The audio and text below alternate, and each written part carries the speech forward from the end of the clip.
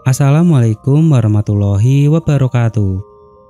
Kembali lagi di channel Kisah Dedemit. Untuk kisah kali ini, saya akan membawakan sebuah cerita dari tulisannya akun Twitter yang bernama Bri Story. Dan untuk kisah yang akan saya bawakan kali ini, yaitu sebuah kisah yang berjudul Nyali Ngeri Cipali. Untuk kalian yang ingin membaca ceritanya secara langsung, silahkan kunjungi link yang akan saya cantumkan di deskripsi. Dan seperti apa kisahnya, langsung saja kita menuju ke ceritanya.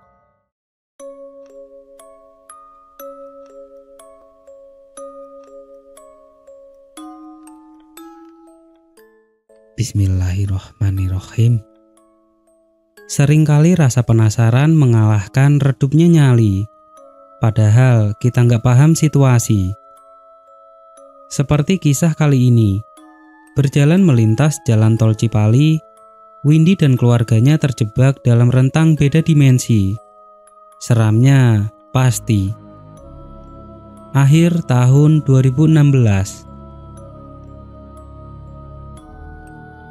Rintik hujan turun di bagian timur Jakarta ketika kami baru saja lepas dari sumpeknya tol dalam kota, di mana ribuan kendaraan berjejal merebut ruang jalan untuk bisa pulang, atau entah kemana tujuannya. Masih tetap padat, tapi seenggaknya mobil yang kami tumpangi ini bergerak konstan walaupun perlahan. Udah jam 9 nih, Papa lapar. Kalian pasti lapar juga kan? Papa yang duduk di belakang kemudi bilang begitu. Iyalah Pa, lapar. Mampir rest area aja dulu, istirahat bentaran. Begitu Gio bilang sambil sedikit bersungut. Sementara aku dan Mama yang duduk di belakang sepertinya masih nyaman. Belum merasakan lapar seperti Papa dan Gio rasakan. Padahal perjalanan kami dari Serpong selepas maghrib tadi memang sengaja diatur seperti itu. Akan makan malam di rest area tol Jakarta Cikampek, atau setelahnya apabila jalanan lebih lancar. Oh iya, aku Windy, bersama Mama, Papa, serta adikku Gio, sedang dalam perjalanan menuju Yogyakarta untuk menghadiri pernikahan salah satu sepupu. Sengaja jalan malam, Papa bilang akan lebih nyaman dan gak akan banyak hambatan kemacetan. Tentu saja kami semua setuju. Acara pernikahan akan dilangsungkan pada hari Sabtu, makanya kami berangkat 2 hari sebelumnya, yaitu hari Kamis, dengan rencana Jumatnya bisa istirahat seharian. Sabtu menghadiri acara, hari Rabunya baru kembali pulang. Rencananya seperti itu sekalian berlibur. Bertepatan dengan aku libur kuliah dan Gio libur sekolah. Kami sekeluarga sangat menyukai perjalanan darat. Selama tujuan masih bisa dijangkau oleh mobil, maka perjalanan darat akan dipilih. Makanya aku sangat menunggu saat-saat seperti ini. Berlibur dengan menempuh perjalanan cukup jauh. Kali ini destinasi Yogyakarta. Nah, tuh rest area apa? Alhamdulillah, udah lapar banget aku ini. Lagi-lagi Gio mengutarakan keluh kesah perutnya. Tapi, benar yang Gio bilang, kami memang sudah mendekat ke rest area kilometer 39.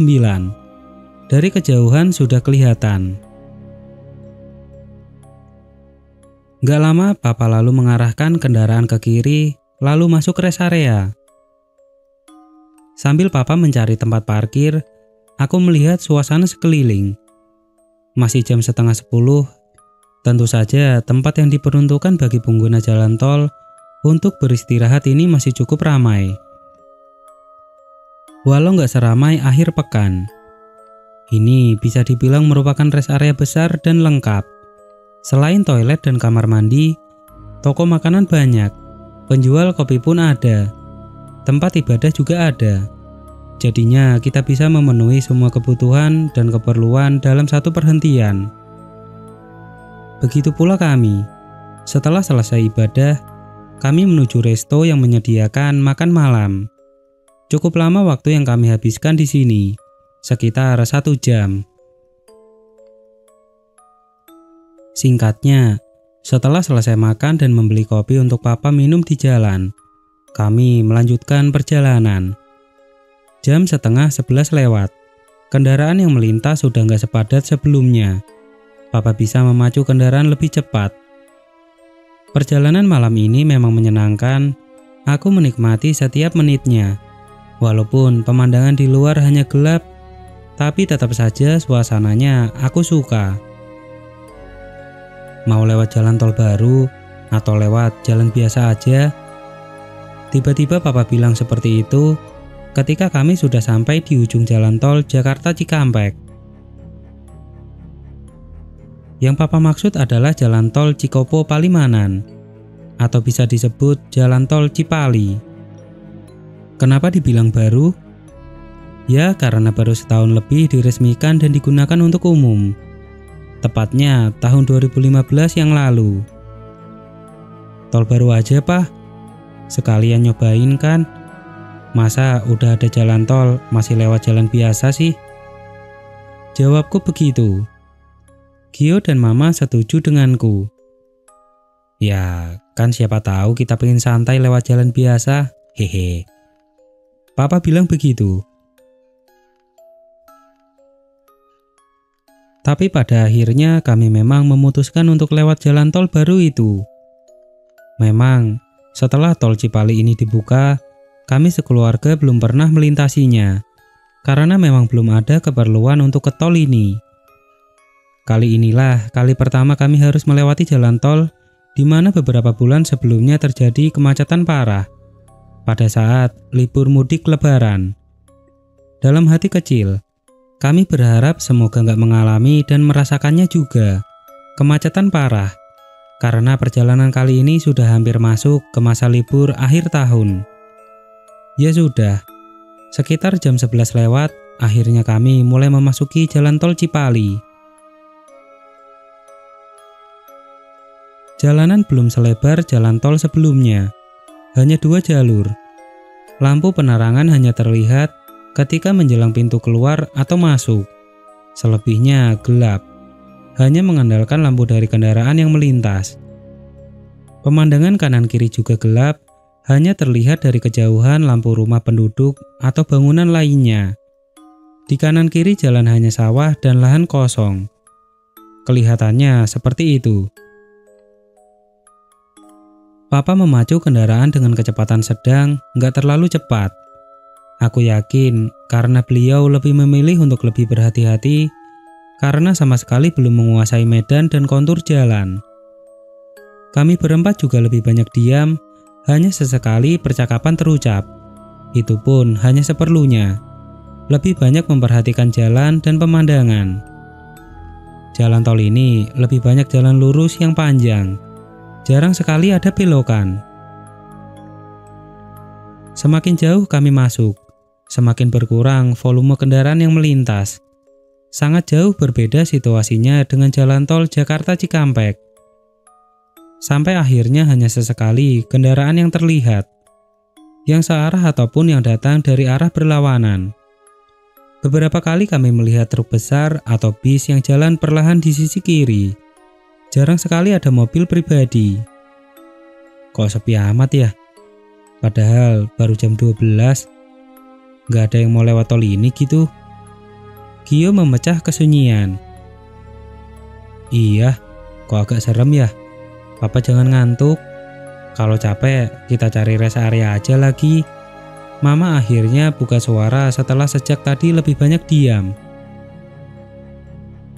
Seperti yang aku bilang tadi, semakin lama jalanan semakin sepi. Aku yakin kalau semua punya pertanyaan yang sama dalam kepala masing-masing. Mama tadi sempat menyinggung rest area, tapi setelah aku perhatikan, selama sudah menempuh entah berapa kilometer, kami baru melewati satu rest area. Itu pun masih dekat ke wilayah Cikampek. Ketika baru saja masuk tol Cipali, setelah itu nggak melihat ada rest area lagi. Menurut aku sih wajar, namanya juga jalan tol baru, sarana prasarananya masih belum lengkap, termasuk ketersediaan rest area. Jadi, kami harus mempersiapkan diri untuk menahan segala kegiatan yang membutuhkan tempat istirahat, karena nggak tahu kapan dan di mana rest area akan ditemui. Namun, perjalanan masih harus terus berlanjut. Sampai entah sudah masuk kilometer berapa, aku tersadar kalau sudah beberapa menit lamanya nggak melihat ada kendaraan lain sama sekali. Sepi, kosong, hanya kami sendirian yang melintas di jalan tol panjang ini. Aneh, kok sepi banget ya? Pada kemana mobil lain? Papa bilang begitu sambil matanya terus memperhatikan jalan. Aku, Gio, dan Mama hanya diam, nggak ada yang menanggapi. Gio, kamu ada sinyal nggak? Tanyaku, ketika melihat layar ponsel ada tulisan no service. Nggak ada kak, blank spot kayaknya, jawab Gio. Mama juga bilang begitu, ponselnya nggak ada sinyal. Bertambah lagi keanehan. Setelah itu, semakin lama keadaan mulai mencekam. Benar-benar hanya kami yang ada di jalan, hanya suara deru mobil kami saja yang terdengar. Jalanan di depan gelap total, hanya lampu dari kendaraan kami yang jadi sumber penerangan. Aku menoleh ke belakang, sama, di belakang juga kosong, malah lebih seram kelihatannya. Kira-kira 15 menit lamanya situasi ini berlangsung. Sungguh sangat membuat kami semua khawatir. Sampai akhirnya, Papa bilang kalau di belakang ada mobil mendekat. Mendengar Papa bilang begitu, aku langsung melihat ke belakang. Memang benar, dari kejauhan ada cahaya lampu mobil yang mendekat perlahan. Syukurlah kita jadi ada teman, hehe. Ucap Papa sambil mengurangi kecepatan sedikit. Semakin lama kendaraan itu semakin mendekat. Papa memang sengaja mengurangi kecepatan dengan maksud agar kami bisa berjalan melintasi jalan tol ini bersamaan. Sampai akhirnya, kendaraan itu benar-benar sudah tepat berada di belakang kami. Anehnya, dia nggak mengurangi kecepatan sama sekali. Terus melaju, malah sepertinya menambah kecepatan. Melihat itu, Papa langsung mengarahkan kendaraan kami minggir ke lajur kiri, memberi jalan mobil ini untuk mendahului. Benar, dia sama sekali nggak mengurangi kecepatan, malah melaju kencang. Mobil ini jenisnya minibus model lama, berwarna hitam, termasuk kacanya juga hitam, menjadikan kami sama sekali nggak bisa melihat ke dalamnya. Dia melaju kencang mendahului. Papa yang tadinya berniat untuk mengikuti, jadi berubah pikiran, lebih memilih membiarkan mobil itu melaju kencang. Melaju terus sampai akhirnya hilang dalam gelap dan kejauhan. Mau kemana sih itu mobil? Buru-buru banget. Papa memecah sunyi. Biarin aja, Pak, jangan dikejar. Aku bilang begitu. Kembali, suasana sunyi. Lagi-lagi kami sendirian setelah mobil tadi hilang. Jalanan gelap sendirian, menimbulkan sedikit kekhawatiran. Harusnya tadi lewat jalan biasa aja ya. Gio akhirnya buka suara. Udah terlanjur, tenang aja. Gak akan ada apa-apa, aman kok. Jawab Papa menenangkan. Kami kembali terdiam, tanpa percakapan. Tapi hanya beberapa menit saja setelah tiba-tiba ada kilatan cahaya yang menerangi kendaraan kami. Cahaya dari belakang. Refleks aku menoleh ke belakang. Ternyata benar, ada kendaraan dari arah belakang lagi, mendekat dengan kecepatan cukup tinggi. Ada mobil lagi, Pak. Aku bilang begitu. Iya, jawab Papa pendek. Aku perhatikan, kali ini kendaraan ini nggak mengurangi kecepatan ketika sudah berada tepat di belakang. Tapi walaupun begitu, Papa tetap memberi jalan dengan berpindah ke lajur kiri, membiarkannya mendahului. Ketika mobil sudah dalam posisi sejajar, tentu saja kami semua bisa memperhatikan kendaraan itu. Loh, kok bentuknya sama dengan mobil yang pertama tadi? Gio bilang begitu, suaranya setengah berbisik. Dalam hati, aku punya pertanyaan dan pertanyaan yang sama. Itu mobil yang sama? Tiba-tiba, Mama bilang begitu. Gak mungkin, Mah. Kan kita belum melihatnya lagi setelah dia ngebut tadi. Papa buka suara. Aku ragu. Tapi setelah dilihat dengan seksama, ternyata memang modelnya sama. Jenis minibus model lama, berwarna hitam, kacanya hitam juga. Sepertinya itu mobil yang sama dengan yang mendahului kami sebelum ini. Tapi gimana caranya? Kok bisa tiba-tiba sudah ada di belakang lagi? Sementara dari tadi kami sama sekali nggak mendahului. Di kepala masih banyak pertanyaan ketika mobil hitam ini lagi-lagi melaju kencang sampai akhirnya hilang dalam gelap dan lenyap dari pandangan. Suasana kembali hening. Cekam semakin terasa. Udah, tenang aja. Kalau ada tol exit, kita keluar lewat jalan biasa aja. Biar semua tenang. Hehehe. Lagi-lagi Papa berusaha menenangkan. Aku, Mama, dan Gio hanya diam, nggak menjawab. Kami masih berkutat dengan banyak pertanyaan. Selanjutnya, aku sudah bisa menebak. Selang beberapa menit kemudian, lagi-lagi ada kilatan cahaya lampu kendaraan dari belakang. Aku menoleh. Ternyata benar, ada kendaraan mendekat dari kejauhan.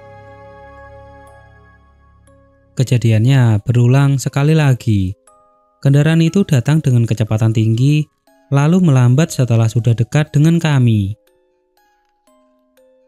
Sekali lagi Papa memindahkan kendaraan ke lajur kiri, memberi jalan untuk mobil misterius ini mendahului. Lagi-lagi kami semua memperhatikan mobil itu. Sangat susah untuk disangkal kalau yang melintas untuk yang ketiga kali ini adalah mobil yang sama. Bentuknya sama persis. Jenisnya benar-benar sama. Aku yakin kalau ini adalah mobil yang sama. Mobil yang sama? Tapi gimana caranya? Kok bisa? Berdoa, itu mobil yang sama. Sepertinya dia sedang berusaha untuk minta tolong. Mama bilang begitu dengan suara pelan.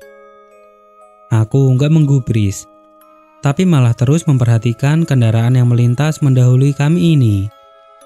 Kali ini kecepatannya lebih pelan, malah tampak nggak berniat untuk mendahului. Melihat ini, Papa memperlambat lagi laju kendaraan, dengan tujuan supaya mobil misterius ini bisa mendahului. Benar, perlahan tapi pasti akhirnya dia mendahului. Berbeda dengan sebelumnya yang langsung melaju kencang dan menghilang. Kali ini dia malah memperlambat setelah sudah berada beberapa ratus meter di depan. Kami melihatnya seperti itu dari kejauhan. Sampai akhirnya, si mobil misterius berpindah lajur sampai ke bahu jalan, seperti ingin berhenti. Benar, kami yang berada cukup jauh di belakang melihat dia akhirnya berhenti di bahu jalan. Kenapa dia berhenti? Ada apa ya? Tanya Papa. Dia butuh bantuan. Mama sekali lagi bilang begitu.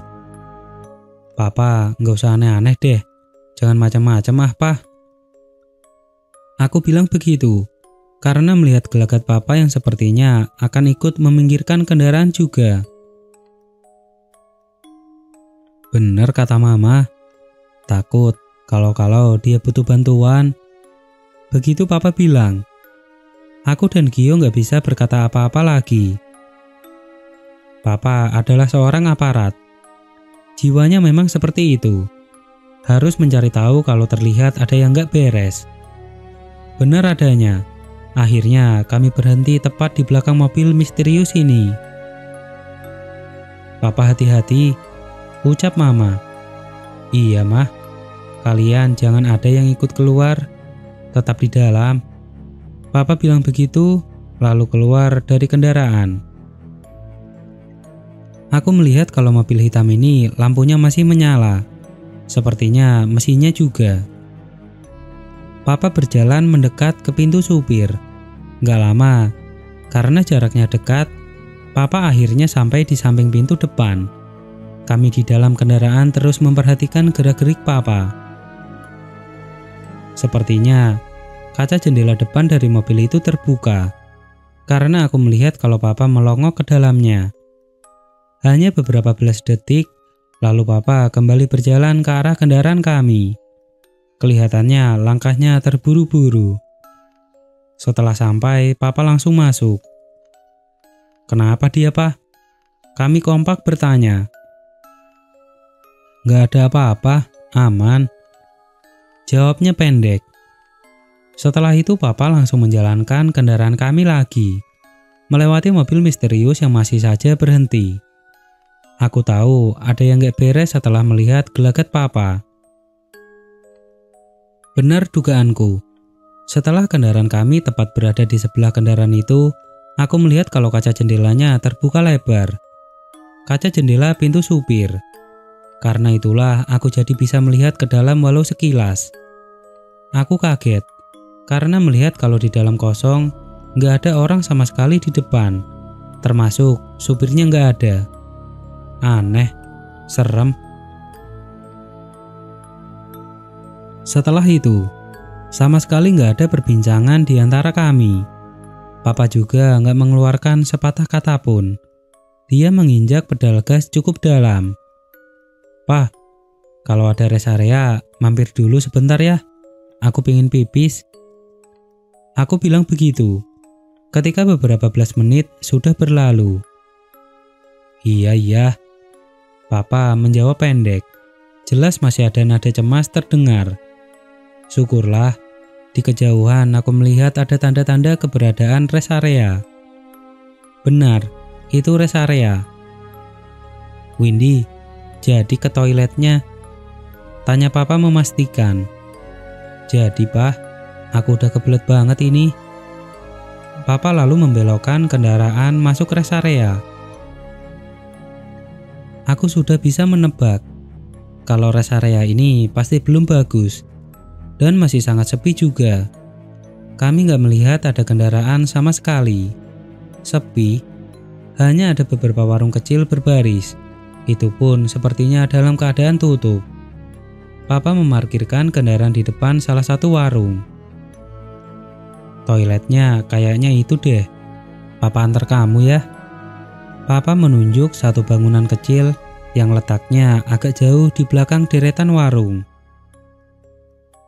Turun dari mobil, aku bersama Papa berjalan dalam gelap menuju toilet. Cukup jauh jaraknya, sekitar 50 meter. Toilet kecil dengan lampu temaram. Kalau sudah selesai, jangan jalan sendiri ke mobil, tungguin Papa. Begitu Papa bilang. Aku mengangguk, kemudian masuk ke toilet perempuan, sementara Papa masuk ke bagian laki-laki. Suasana yang masih mencekam teringat dengan kejadian sebelumnya, ditambah dengan situasi rest area yang seram, membuat aku buru-buru menyelesaikan buang air kecil. Selesai, aku langsung keluar. Setelah sudah berada di depan toilet, aku nggak melihat Papa. Sepertinya dia masih di dalam. Nggak lama, hanya beberapa detik kemudian, tiba-tiba aku melihat ada mobil mendekat ke tempat aku sedang berdiri. Entah datangnya dari mana. Kemudian akhirnya mobil ini berhenti tepat di depanku. Hanya beberapa meter saja jarak kami. Sejenak kemudian aku tersadar kalau ternyata mengenali mobil ini. Ini adalah mobil misterius yang tadi kami temui di jalan tol. Minibus model lama berwarna hitam. Jantungku seperti berhenti berdetak. Aku ketakutan. Tapi rasa penasaranku mengalahkan kadar nyali yang semakin rendah. Dalam ketakutan yang dirasa, kaki malah melangkah mendekat ke mobil itu. Setelah sudah sampai di samping mobil itu, aku melihat kalau kaca depan dalam keadaan terbuka dua-duanya. Sementara mesin dan lampunya masih menyala. Aku lebih mendekat lagi, dengan maksud untuk melihat ke dalam lagi. Jendela yang dalam keadaan terbuka menjadikanku dengan leluasa dapat melihat ke dalam. Nggak ada orang sama sekali. Di depan kosong, termasuk supirnya nggak ada. Entah apa yang ada dalam pikiran, bukannya menjauh, aku malah terus mendekat.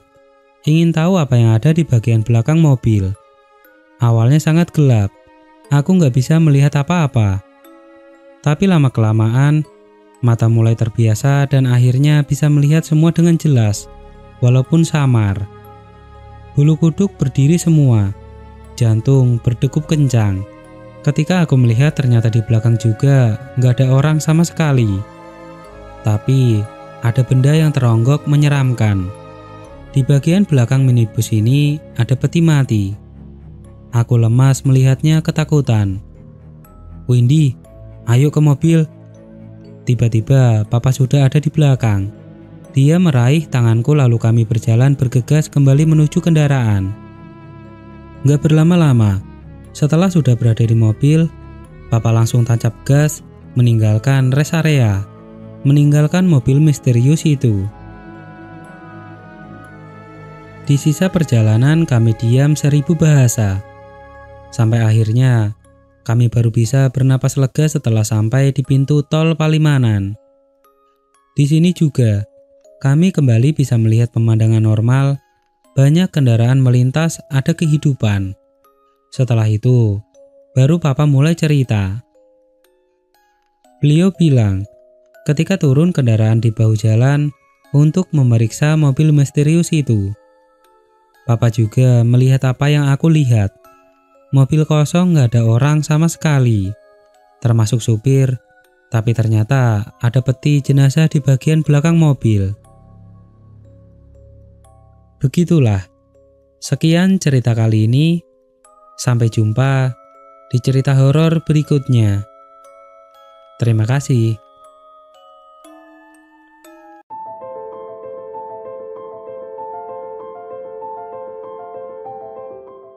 Oke teman-teman, ceritanya selesai sampai di sini. Bagaimana menurut kalian? Tuliskan di kolom komentar. Dan nantikan kisah-kisah horor selanjutnya tetap di channel Kisah Dedemit.